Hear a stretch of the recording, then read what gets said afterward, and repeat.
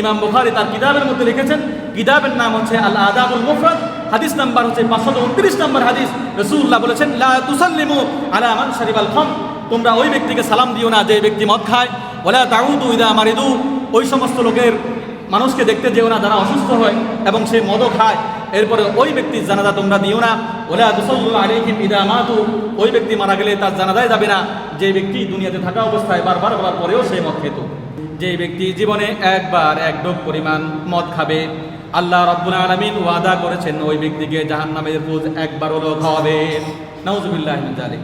পৃথিবীর মধ্যে সবচেয়ে বেশি মাদক আসক্ত হয় রাশিয়ার মানুষ, 33% মানুষ। আমেরিকাতে 15% মানুষ। 1910 সালে সর্বপ্রথম এই ভয়াবহতা থেকে বাঁচার জন্য আমেরিকাতে মানুষ রাষ্ট্রীয়ভাবে মাদককে হারাম করেছে, নিষিদ্ধ করেছে।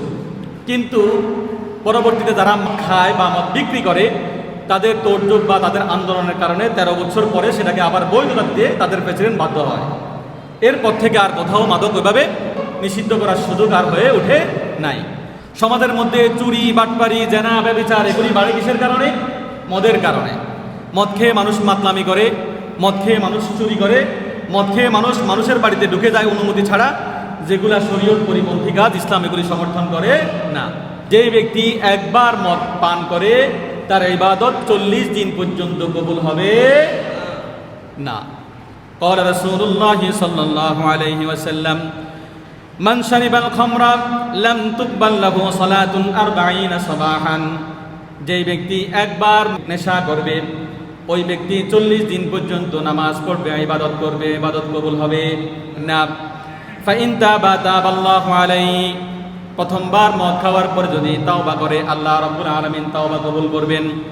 فإن عاد, আবার যদি সে তাওবা করার পরে মদ খায়, লাম ইয়াকবালিল্লাহু লাহু সালাতান 40 সাবাহান, আল্লাহর হাবিব বলেন সেই ব্যক্তি আবার 40 দিন পর্যন্ত ইবাদত করবে, ইবাদত কবুল হবে না। ফাইন তাবা তাবাল্লাহু আলাইহি, রাসূলুল্লাহ বলেন দ্বিতীয়বার যদি আবার তাওবা করে তাওবা কবুল হবে, আল্লাহ ক্ষমা করে দিবেন। ফাইন আদা, আবার যদি সে মদ খায় তৃতীয়বার, লাম ইয়াকবালিল্লাহু লাহু সালাতান 40 সাবাহান, আবার 40 দিন পর্যন্ত সে ইবাদত করবে কিন্তু ইবাদত কবুল হবে না। ফাইন তাবা তাবাল্লাহু আলাইহি, আল্লাহর হাবিব বলেন সেই ব্যক্তি যদি আবার তৃতীয়বার তাওবা করে আল্লাহ তাওবা কবুল করবেন, তাকে ক্ষমা করে দিবেন। ফাইন আদার রাবিআ, সেই ব্যক্তি যদি চতুর্থবার আবার মদের নেশায় পড়ে মদ খেয়ে ফেলে, লাম ইয়াকবালিল্লাহু লাহু সালাতান 40 সাবাহান, আল্লাহর হাবিব বলেন আবারও 40 দিন পর্যন্ত সে ইবাদত করবে, ইবাদত কবুল হবে না। ফাইন তাবা, চতুর্থবার যখন সে আবার তাওবা করবে, লাম ইয়াতুবিল্লাহু আলাইহি, আল্লাহর হাবিব বলেন তার তাওবা আর কবুল হবে না। ওয়াসাকাহু মিন নারিন, আল্লাহর হাবিব বলেন তাকে আল্লাহ রাব্বুল আলামিন জাহান্নামে কি খাওয়াবেন? পুজ খাওয়াবেন। ফি নাহরিল খাবালি, তিনাতিল খাবালি, আল্লাহর হাবিব বলেন তাকে তিনাতুল খাবাল, রাসূলুল্লাহ বলেন আল্লাহ তাআলা তাকে জাহান্নামে খাওয়াবেন। কিলা ইয়া রাসূলুল্লাহ, একজন সাহাবী জিজ্ঞেস করলেন ইয়া রাসূলুল্লাহ নারুল খাবাল বা তিনাতুল খাবাল কি? রাসূলুল্লাহ সাল্লাল্লাহু আলাইহি ওয়াসাল্লাম বলেন নাহরুন মিন সাদিদি আহলিন নার, জাহান্নামীদের ফুসকে তিনাতুল খাবাল বলে। নাউযুবিল্লাহি মিন যালিক।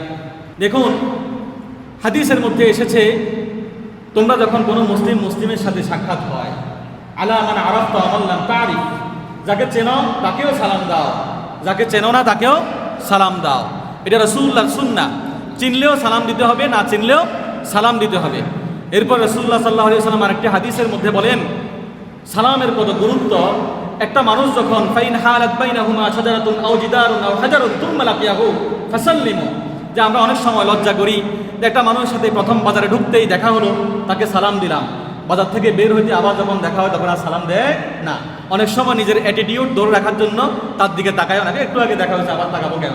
কিন্তু রাসূলুল্লাহ সাল্লাল্লাহু আলাইহি ওয়াসাল্লাম বলেন এই যে একটা ফিলার আমার সামনে আছে, এই ফিলারের আড়াল হয়ে যখন বান্দা একজন মুসলিম আবার মুসলিমের সাথে আবার দেখা হয়, তুম্মা লাকিয়াহু ফাসাল্লিমু, রাসূলুল্লাহ সাল্লাল্লাহু আলাইহি ওয়াসাল্লাম বলেন সালামের মধ্যে অনেক ফজিলত আছে। বান্দা তোমার ওই মানুষটার সাথে আবার দেখা হয় আবার সালাম দাও, শুধু ফিলার নয়। ফাইন হালাত বাইনাহুমা শাজারাতুন, একটি গাছ যদি সামনে পড়ে আড়াল হয়ে আবার দেখা হয় তুমি তাকে আবার সালাম দাও। আও হাজারুন, একটি পাথর যদি সামনে পড়ে পাথরের আড়াল হয়ে আবার যদি দেখা হয় আবার সালাম দাও। তুম্মা লাকিয়াহু ফাসাল্লিমু, এভাবে গুরুত্ব দিয়েছে। কিন্তু যেই ব্যক্তি মদ খায় রাসূলুল্লাহ বলেন তার সাথে দেখা হলে তাকে সালাম দিও।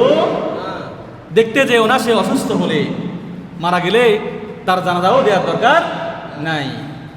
আমাদের সমাজে যদি একজন যদি ব্যক্তি মারা যায়, তার যদি জানাজা না হয়, আমার মনে হয় না পরের সপ্তাহ থেকে কেউ আর মদ খাওয়ার মতো এরকম নামদারি মুসলমান হলেও দুঃসাহস আর করতে কখনো পারবে, করবে?